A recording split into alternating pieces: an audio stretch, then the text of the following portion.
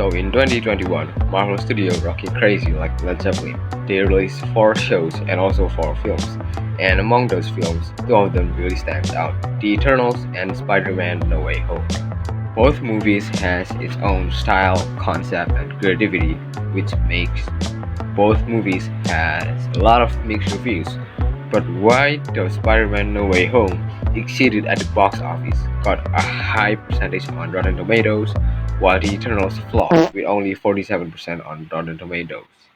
Now, just to throw my personal experience and opinions here, The Eternals is the only Marvel movie that I have no intention to see it at all, which makes me a bit of a dick since I did shit talking about The Eternals based off of Rotten Tomatoes and other reviews until the 12th of January. The Eternals has been released on Disney Plus.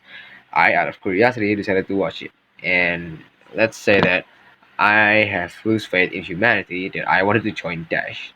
However, with No Way Home, thank God I did watch it on theater back in December and in IMAX as well.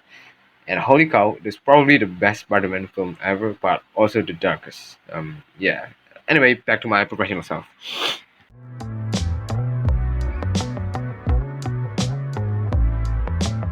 The Eternals fills the gap of the history in the Marvel Cinematic Universe, from the beginning of time to the literal Judgment Day, and the characters who are immortal prophets created by the all-powerful Celestial has to stop it before it's too late, along with their nemesis, the Deviants, who are natural predators from outer space.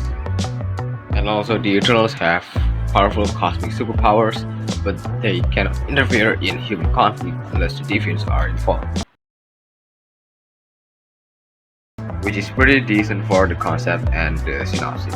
While Spider-Man No Way Home follows after Mysterio, Spider-Man's previous villain, exposed his true identity to the free and open society, which leads to Peter Parker aka Spider-Man to seek help to the Sorcerer Supreme Doctor Strange to cast a spell that makes the whole world forget that Peter Parker is Spider-Man.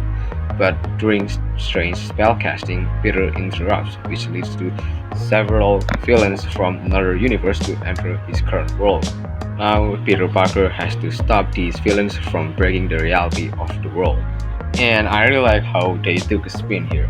Instead of Spider-Man with his hidden identity and try to save the day, instead it's Spider-Man with his identity open to the public and fucks up everyone's day. I really like that, And it shows that instead of Spider-Man, being the superhero with power stake, he's now holding everyone's stake, everyone he cares. Like that is how dark this movie is. So already both movies have pretty good concepts that I think it's worth to be turned into a movie.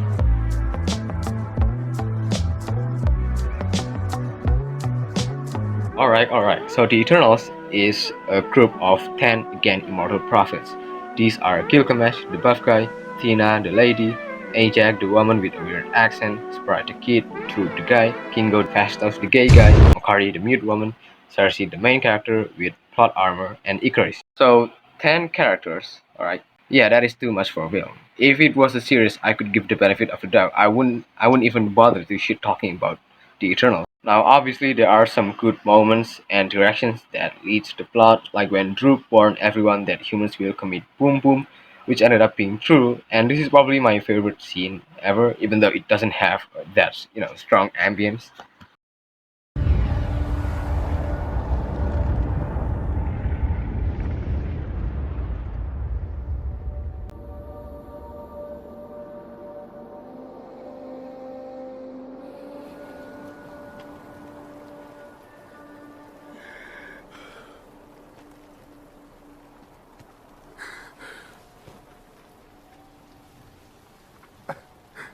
I did this. If my technology hadn't helped them advance,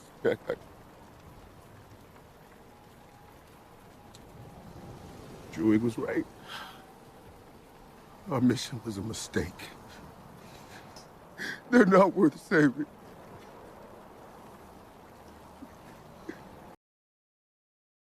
Fastos, realizing that Rook was right from witnessing the bombing of Hiroshima, and then drop down crying is like 9.1 out of 10 for me. There is also Icarus' betrayal, where in the beginning, Ajax, the leader of the Eternals, was killed, and then everyone panicked. They try to figure shit out, and then Icarus is like trying to help each Eternals. And then later on, it showed a flashback where turns out Icarus was the one who killed Ajax, which he completely regrets it later on.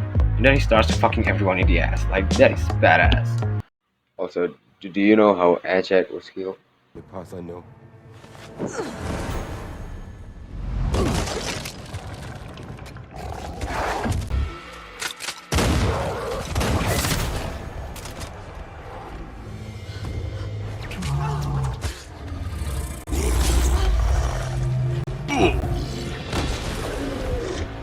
If you ever feel useless, remember that Ajax got pushed off a pit full of dogs and fucking died. And there's also a twist that is coming up too soon, where it turns out once humans reach maximum capacity, a celestial will coming out of the Earth's core that will instantly destroy every single life on Earth, but new life will create it. So the Eternals have to choose side. Will they help the celestial create millions of life, but the Earth has to be destroyed, or will they stop the celestial? It's like the hard choice, the higher stake moment. But of course, there is also the amount of unnecessary, unnecessary fucking comedy and jokes appearing out of nowhere. A beautiful creature. What? This? This? No. You have a very angry family. It's a big issue.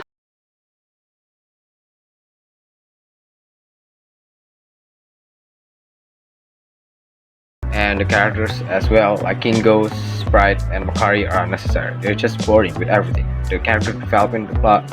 So yeah, the negative ones really brought down the ambience of the film.